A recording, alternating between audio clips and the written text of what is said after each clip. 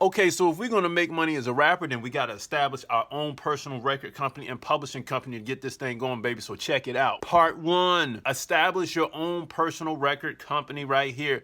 Baby, you gotta copyright your stuff and you gotta own it, man. Cause if you don't, somebody else is gonna take this, I guarantee you. If you don't get your business right and you out here dancing in the street and all that, nobody, man, let me tell you, I'm ready to take what's rightfully yours by looking at you doing this, all them dances in the street, man. We do business over here. And if you want to make some money, I suggest you stay tuned to this channel, because if you go to my website, musicmoneymakeover.com, there is a 60-day record label book in there for you to get it done in 60 days. Now, check this out. Copyright your masters, copyright your compositions, and register those compositions to get all that performance royalty money, that mechanical royalty money, and that digital performance royalty money. Using my method, you won't miss any money, guaranteed, but skipping out will allow you to lose a lot of cash flow that you're gonna need to get your car running in the beginning of your operation. If you beat the house, you get more money, more power, and more respect. Now, don't forget, copyright your compositions,